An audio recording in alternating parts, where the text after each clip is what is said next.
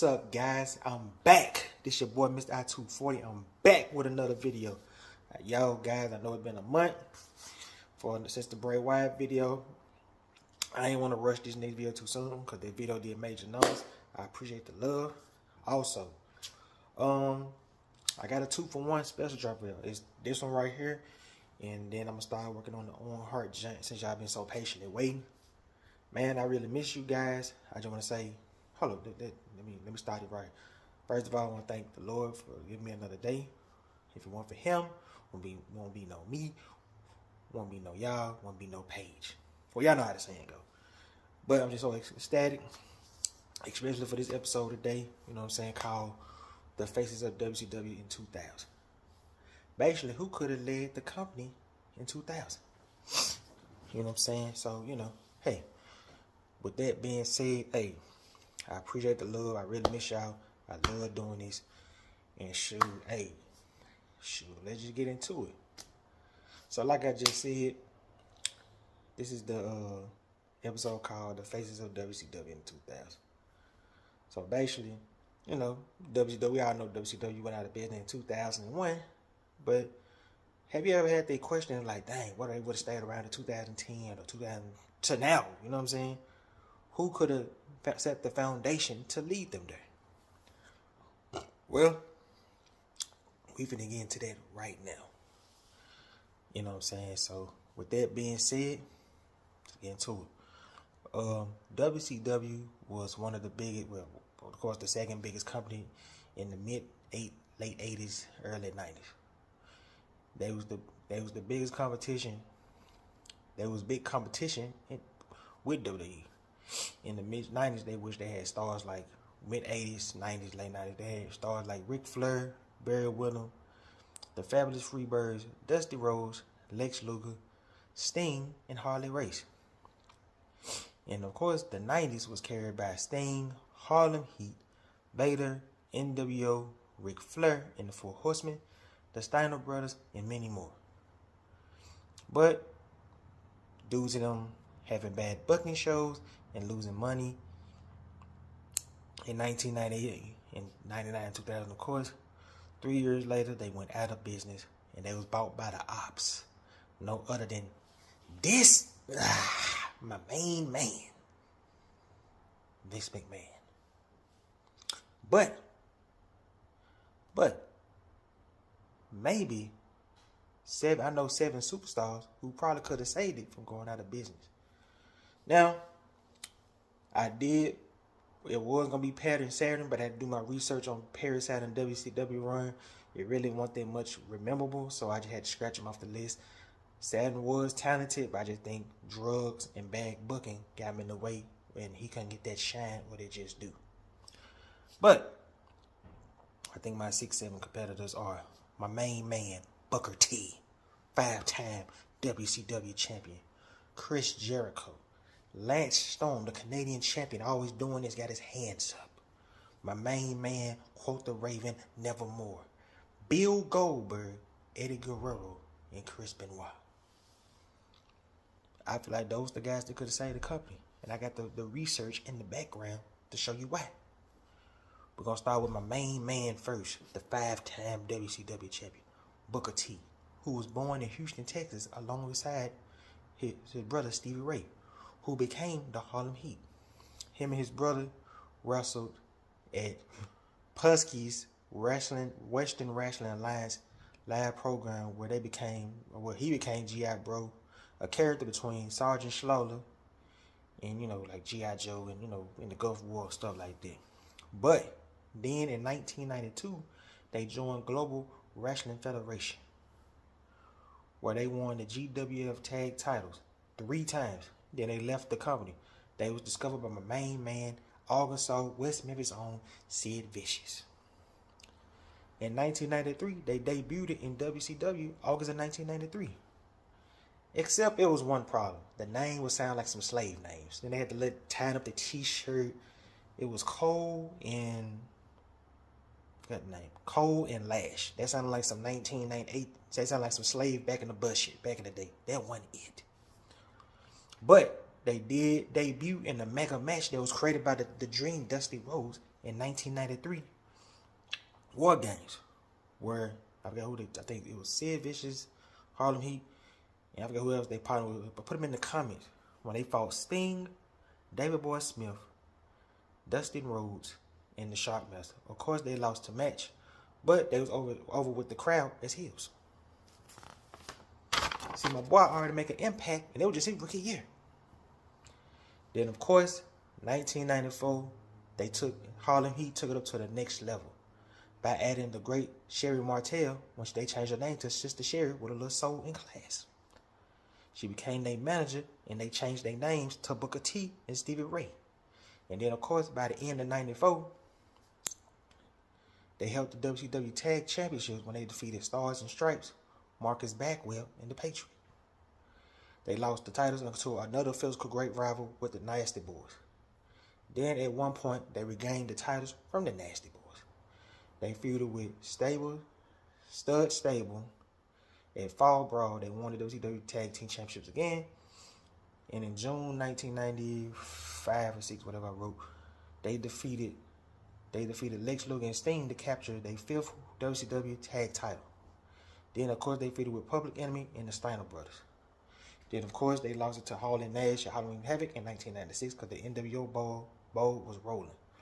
But during that amazing time, they had amazing feud with amazing fresh captains in the face of fear.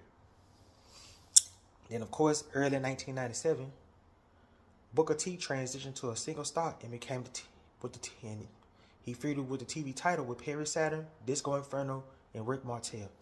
And even had a classic series match with my main man on the list, Chris Benoit, in the Best of 7 series when Booker T won. Then he feuded with Bret Hart, which even though Bret said it was one of his best rivals at the time, Booker T. And he feuded with Scott Steiner. And he lost the belt to Rick Steiner a month later. Him and his brother had reunited. They feuded with Bam Bam Bigelow and Kane, Barry Windham, Kendall Williams. And then, I know during that time, he had a trash feud with his brother. That one, it involved Ahmed Johnson, calling him Big T and Harlem Heat 2000. Straight trash, straight garbage. Wasn't it? Ooh, excuse me.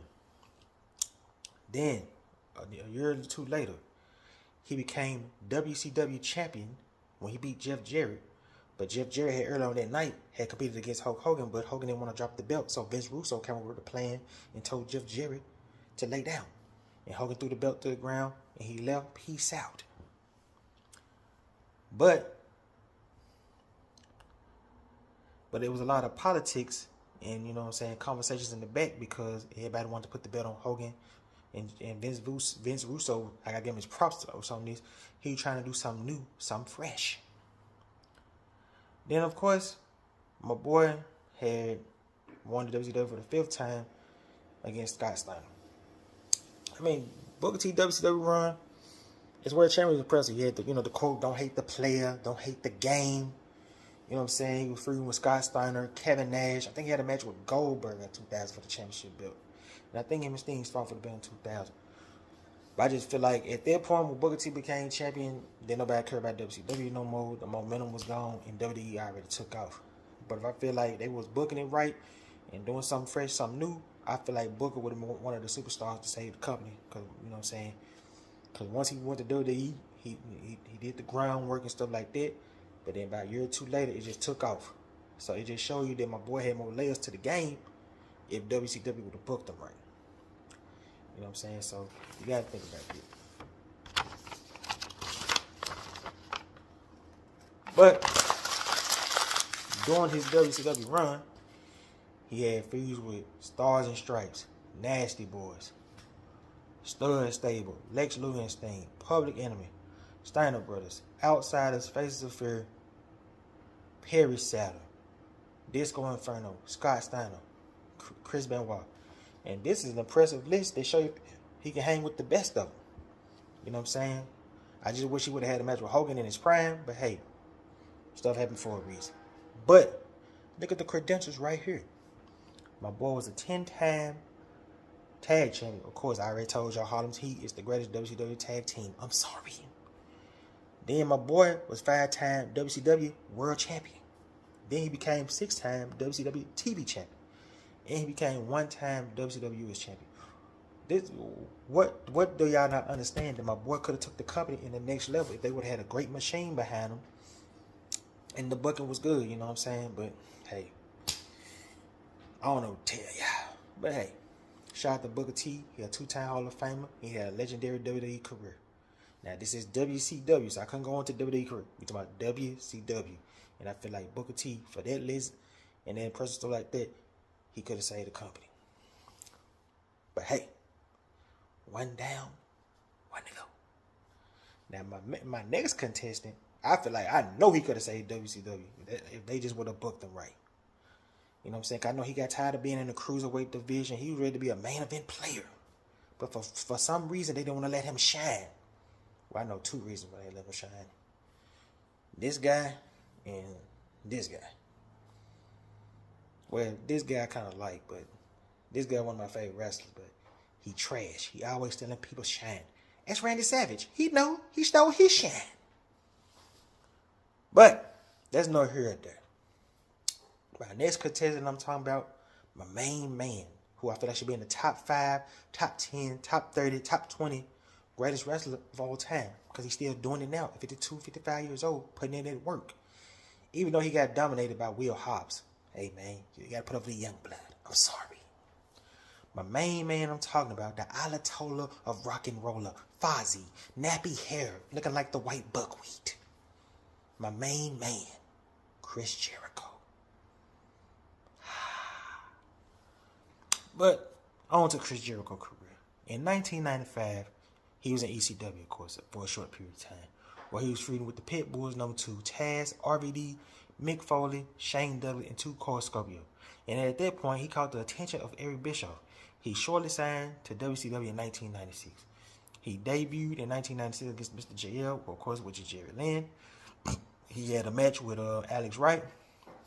He debuted against Chris Benoit at Fall Brawl. There, he feuded with Six. He fought with Eddie Guerrero over the U.S. title. Then, of course, in 1997-98 year, and I had to put it all in one book because I'd be all day. I'd be almost 2 hours, you feel me? But he defeated Six for the Cruiserweight Championship for the first time. Then he feuded with the Great Ultimo Dragon and Alex Wright with the dancing. Eddie Guerrero, and then he defeated Eddie Guerrero to earn a shot at Rey Mysterio. Even after the match with Rey Mysterio, Jericho had officially turned heel. That put Rey on the shelf because Rey had to have surgery on his knee. Then he had a short feud with Humberto Carrero at Super Brawl, title versus match, which is a classic match, which Jericho won. Then he went on to fight Prince Arkea, Lucia, Disco Inferno. Then he had a big major feud, I think in 98-99, with Dean Malenko. Basically, he was saying he the better man. He was stealing his gimmick. He got 1,000 moves with the clipboard. He wrestled Malenko at Uncensored, and he beat Malenko, and Malenko took a leave of absence. During that time, Jericho had insulted Malenko, and then, of course, his father. I think Malenko's father had passed away in 98-99, Boris Malenko. Then they had the Battle Royal at Slamboree when Malenko returned as the Silicop, whatever you want to name is, and got it back in blood. Then, of course, Jericho had a title match with Rey Mysterio at Bash at the Beach. And then in 1988, he was attempting, like I said, like a few minutes ago, Jericho was tired of being in the Cruiserweight division. He wanted to be the main event player and get that shine. So what did he do? He called up the main man who ran 1998, another contestant, Bill Goldberg. Where basically he was trying to call about Goldberg, but the match never happened because Jericho felt like Eric Bischoff, Goldberg, and Hogan they wanted to keep him down, and plus they were trying to make Jericho do a squash match, but Jericho wasn't going. And then shortly after that, Chris Jericho had left the company, and and he was in a trash man with Saturn with a loser wear a dress. At that point, WCW was sneak trash. I mean, back then I'd be like, all right, bro, but now I guess the dress moving and accepting it, hey, whatever your preference is, one love. That ain't me. The man above made me a man. It ain't got nothing to do with it. Where y'all dress, one love. I ain't the jury, I ain't the makeup. I'm just expressing my truth, but this ain't here or there. But my boy was a 4-time cruiserweight champion, 1-time TV title champion, where he feuded with Six, Eddie Guerrero, Chris Benoit, Rey Mysterio, Juventud Guerrero, Dean Malenko. Oh, and he had a rivalry with Raven too. I forgot to put that on there.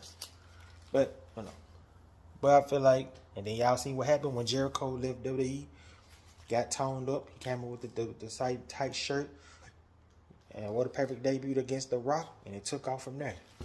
So imagine if Jericho would have stayed in WCW with that charisma and that flavor. I feel like Jericho could have saved WCW. It was more to him than Cruiserweight. Jericho putting on good matches. He was entertaining. Yeah, I remember my boy Rufus. He had the cutoff shirt with the nappy hair. Then the fat Jericho Monday Nitro t-shirt. Jericho was showing it was more layers to him. But when you got people still in that shine, man, it's him. I believe it was him. I'm sorry. Hogan was still in that shine. He didn't want nobody to come up.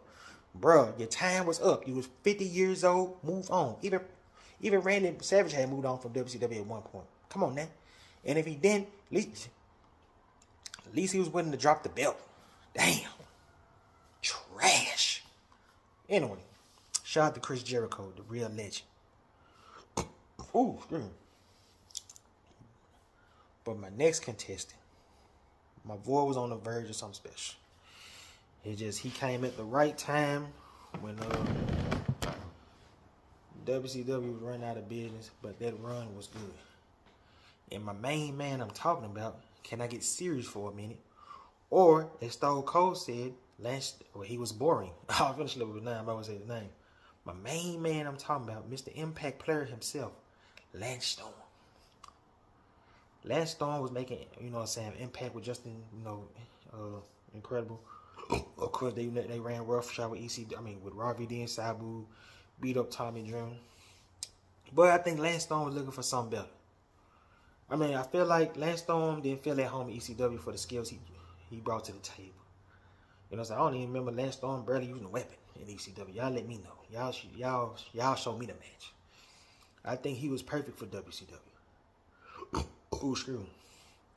But he left ECW in 2000 and became a prominent star that arose to the top once he left. Once he got the WCW, all the belts at the same time. Hear me out. Hear your nephew out. He became WCW US Champion, Cruiserweight Champion, Hardcore Champion. He had all the 3 belts at the same time. He renamed them the Canadian belts, where he put Canada flags and stickers on the titles. Then he formed his own team, Team Canada, and New Blood in a U.S. title match against Mike Awesome. Then at one point, even Bret Hart, who was hurt from the concussion from Goldberg, he returned and he hugged Lance Storm, gave him that shine. Even Jim Duggan betrayed the USA and joined Team Canada. He already had my boy Elix Skipper. Then, of course, my boy had feuded with Ernst the Cat Miller. Then, he had feuded with the General Reaction, the Misfits in Action, the Filthy Animals, Conan, and Hugh Morris. But I just feel like that list was so. I feel like he could have did more, but it just. And I remember he had that one-on-one match with Booker T. He lost to Booker T in that one-on-one match. But I just feel like with the seriousness, the cadence, and stuff like that, Lance Storm could have took them to the next level. But he didn't get the chance to, so that sucks. Shout out to Lance Storm. Then, of course, my next contestant, my main man, Raven. Now, Raven first run in WCW under the gimmick Scarlet Flamingo. He feuded with Brian Pillman over the WCW Lightweight Heavyweight Championship and Johnny B. Bad. Then, of course, in the WWE run, he became a manager and announcer where he managed Adam Bomb and the Quebecers during their 3-time title reign. But then in 1995, my boy went in a new direction where he became the character named Raven, inspired by a poem by Edgar Allan Poe, where he was depressed, psychopath, stoic, and plus he had the big feud with Tommy Dreamer. He even had a fire quote the Raven, nevermore. And plus he introduced Stevie Richards in his feud with Tommy Dreamer. And they had great matches. Him and Richards defeated Public Enemy in 1995 for the ECW tag titles. Him and Cactus Jack had a great feud match with Tommy Dreamer and Terry Funk. He feuded with Sandman, which involved his son, and Dr. Death Steve Williams. But in 1997, he re-debuted sitting in the front row. On August 21st, 1997, he defeated Stevie Richards at the Night of Champions. After that, he formed his group The Flock, which featured Lodi, Big Reese, Van Hammer, Sick Boy, Billy Kidman, Perry Saturn. Then he made his own match called the Raven Rules. Basically, no DQ, do what the hell you want to do. And the first big feud, kind of minor feud he had was with Scotty Riggs when he hit him with the Raven swing him and do the leg trip on the chair. And he, while Scotty Riggs had that eye patch. And he beat Scotty Riggs in the match, and he forced him to join the Flock. But a couple of months later, in 1998, he won the U.S. Championship against DDP at Spring Stampede. But shortly after that, a day after, he lost it to Goldberg. And plus, in 1998, he attempted to call out Goldberg, but the match never happened. You know what I'm saying? What the fuck? Look at this.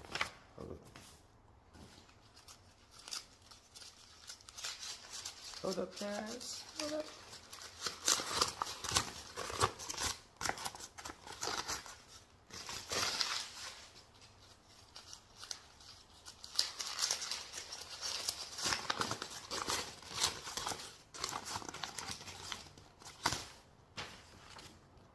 Oh, there we go.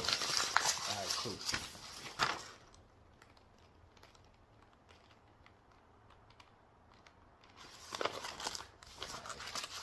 I got confused. But after that loss with Saturn, he had blamed the Flock, especially Saturn, which led them to a series of matches, including if Raven loses, he disbands the Flock. He lost thanks to Billy Kidman because he got tired of Raven abuse.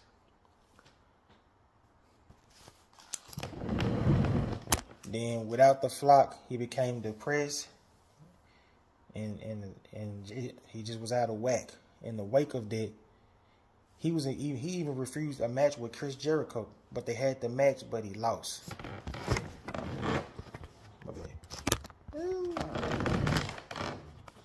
But at one point though, he had a gimmick where he was like a privileged kid. So he had the cameraman following him, showing him his childhood home. I think they brought an actress to be his mom and stuff like that. But during that time, shortly after, him and Perry Saturn had reunited. And they won the tag titles. And then shortly after that, I think in 2000, because of creative differences, that's when Raven had left and went back to ECW and returned and saved Tommy Dreamer, and they won the tag titles. But during that time, my boy was one-time U.S. champion, one-time tag team champion. He had big profile matches and feuds with Chris Jericho, Perry Saturn, Bill Goldberg, Chris Benoit, DDP, Canyon, Sandman, and Bam Bam Bigelow in the triple threat match at Uncensored. But I saw this on YouTube. According to somebody, I think it was Stevie Richards, Raven felt like, once again, trash. That ain't it. Move on. We need something fresh, something new. He felt like Hogan ruined his WCW run. And I gotta agree with that. Because Hogan still wanted all the shine. And it's like, bro, you already own everybody's stock, t-shirt numbers. You own everything, bro. What else do you need? I just want to shine. Get my shine. I want to move up the card, bro. Damn. Man, that's all I'm saying, bro. And I think Raven could have saved the company once again. Now, minus it. Now, I don't know if it was drugs. I don't know what got in the way. So it could have been Raven's fault too. So you gotta think about that. My next contestant. This who I know could have saved the company. Even though William Even though William Regal didn't want to pull him over. Shout out to William Regal for being a real. Respect you, bruh. At least you ain't go out like Kurt Hennig. Slap. Spear. 1, 2, 3. Peace out. And of course, my main man I'm talking about, Bill Goldberg. Bill Goldberg was a former football player who played for the Atlanta Falcons alongside with Deion Sanders. But in 1996, he was getting his workout on. He was discovered by Lex Luger and Sting. Goldberg wasn't even a fan of the wrestling business anyway, but he began training at the power plant. Then he had a couple of dog matches against Buddy Lee Parker, Buddy Landell, Hugh Morris, and some dude named Chris Mills, if I'm pronouncing your name right.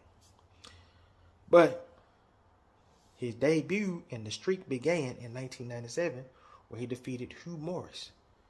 And that was an impressive streak. The man defeated Hugh Morris, man, Big Show, Sting, Kurt Hennig, Steve McMichael. Who didn't Goldberg defeat during that streak, man? Defeated Hogan. But we're going to get to Free 99 in a minute.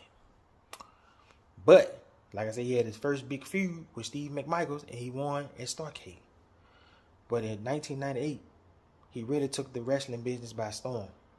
This was at the height of the Stone Cold Steve Austin run. They was like neck and neck. It was so funny. They was even a comparison. He had black tights. Stone Cold black tights. He was bald head. He bald head. But here's the difference, though. And y'all might get mad at me for this controversy I'm about to say. I'm sorry. Truth time. Goldberg in 1998 was a way better champion than Stone Cold Steve Austin. Here's why. First of all, how Austin won was trash thanks to a Mike Tyson knockout. And the only big feud Stone Cold really had in 98 was Undertaker and Kane most of this summer and Dude Love. And feuding against Vic McMahon. Goldberg, when he won the championship in June, he was defeating Sting, Big Show, DDP. You know what I'm saying? He defeated Conan. And plus, he was a double champion. Stone Cold wasn't no double champion.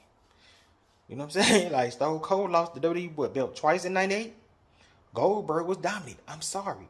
1998 was Goldberg year. I'm sorry. But anyway, he went on to face Brad Armstrong in a squash match at Super Bowl. But he had his first big test against Perry Saturn in a physical match and classic match at Spring Stampede where Goldberg barely won. At that point, he was 74-0. Then, of course, like I said, in the Raven thing, he defeated Raven the next night and became U.S. champion. He had feuded with the Flock, which ended at Slamboree, where him and Saturn had the rematch. Then plus he had a U.S. title match against Conan, where he washed him and he washed Kurt Hennig. Then of course, July 6, 1998, the Free 99 match in the Georgia Dome, where he wrestled twice that night because he called out Hogan, but Hogan said, "You want a title shot? You gotta beat Scott Hall."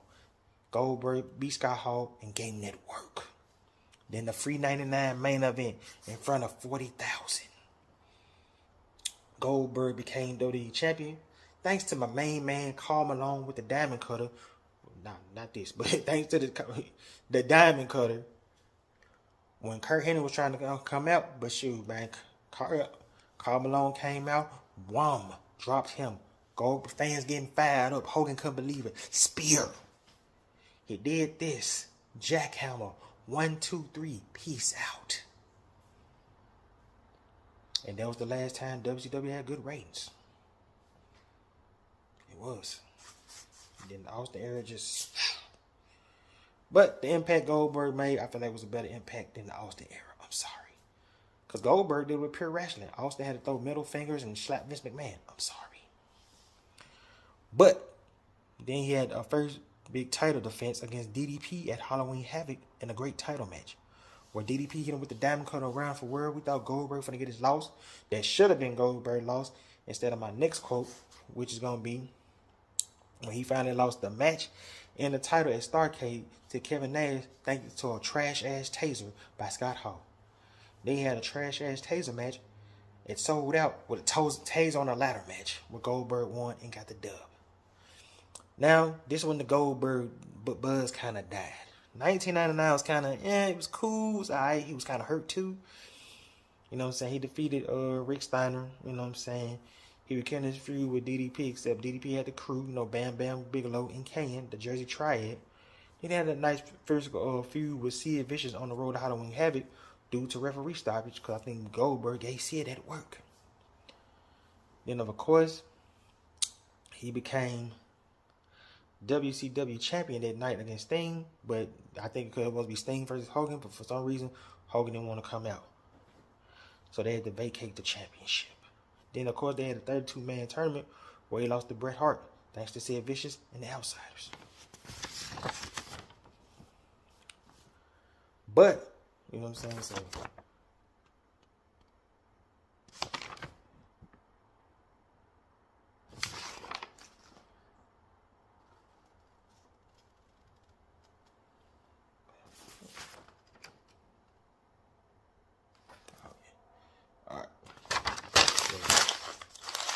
but, of course, Bret had won the world title at Mayhem in his hometown against Sting, while Goldberg had continued his feud with Sid Vicious, which ended in an I Quit match at Mayhem, the same pay-per-view.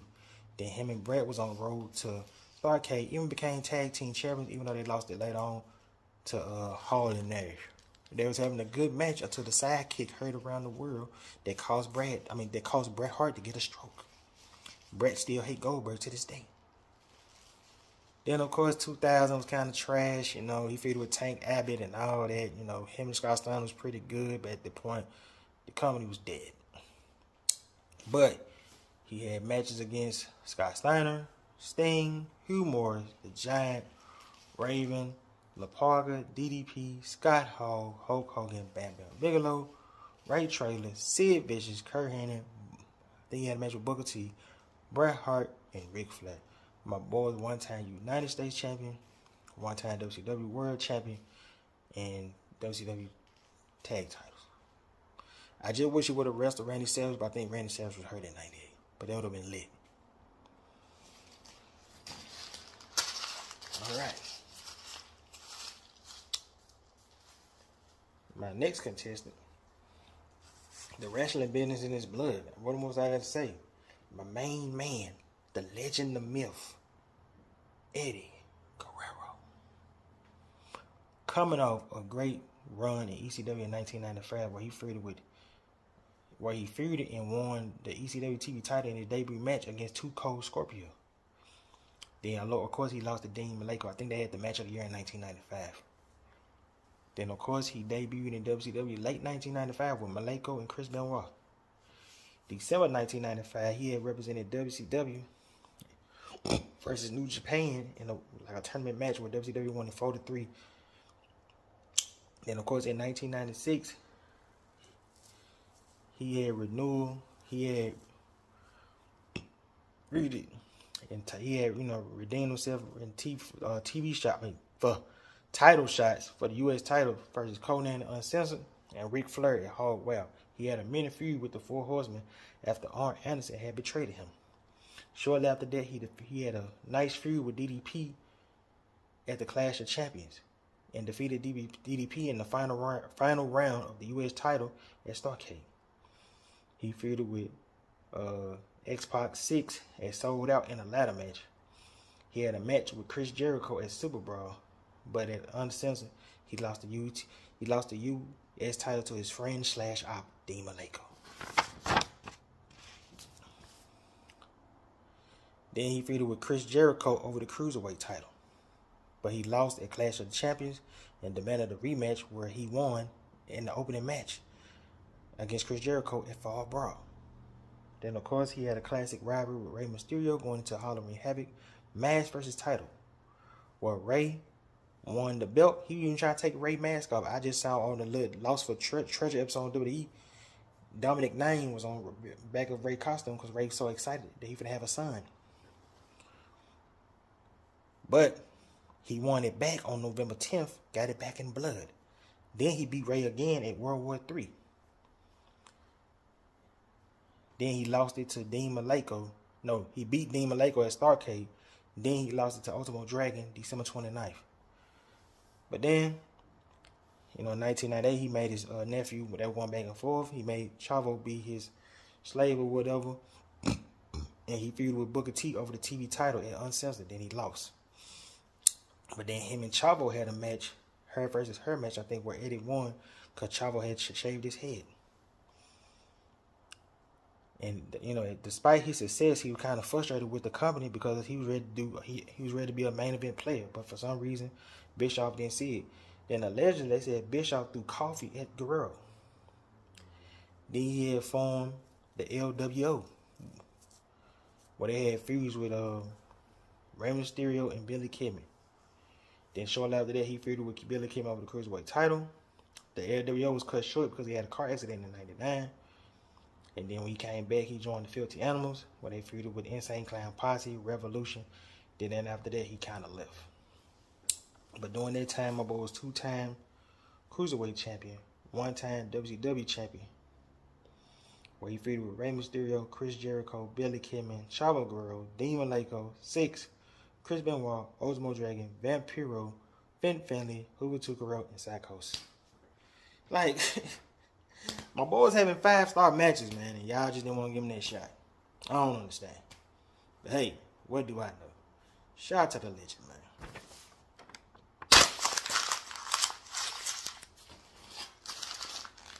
Then, of course, my last contestant, my main man. Well, he my main man, but, you know, Chris Benoit.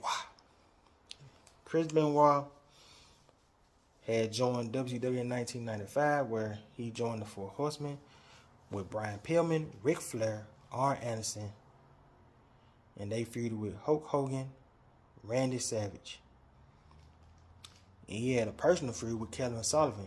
They had physical matches during 2 pay-per-view matches, but during that time, he had Nancy, his wife, Nancy was married to Kevin Sullivan, and then, of course, Chris Benoit took your bitch. That's what he did. And then, I showed around 98, he had a best of 7 series with Booker T. He fought Finn Finlay at the Great American Bash, and then, during 1999 run, he had turned him and Dean Malenko defeated Kurt Hennig and Barry Windham, I think, for the WCW tag titles, where they feuded with Raven and Perry Saturn, Billy Kidman and Rey Mysterio. And at one point, him and Malenko got tied with the Four Horsemen, and they formed their own group where he won the U.S. title. Then he formed his own group, the Revolution, with Malenko, Perry Saturn, and Shane Douglas. He won the U.S. Championship one more time in a ladder match against Jeff Jarrett. Then he had a classic match with Bret Hart, a tribute to Owen Hart, in 1999 in Kansas City. But then by 2000, Chris Benoit was unhappy with the management. They tried to save it by giving Chris Benoit the belt, but Chris Benoit didn't want it no more, and he ended up leaving the company anyway. Then he had big matches against Kevin Sullivan, Sid, Eddie Guerrero, Booker T, Fat Family, Six, Bret Hart, Raven, DDP, Dean Malenko, Sting, Chris Jericho, Kanyon, and Saturn. I just feel like if all those guys was just given a chance or a mega push, you would have had your 5, 6, 7 stars leading the next generation. But y'all didn't want to do it. Y'all want to put the belt on Hogan, and then you had Vince Russo trash booking, and then they was losing money, and then when the company went peace out. But hey, that's it for this episode, man. I love y'all. I appreciate y'all. And most importantly, that On Heart joint drop it soon. I love y'all. I'm out. Peace.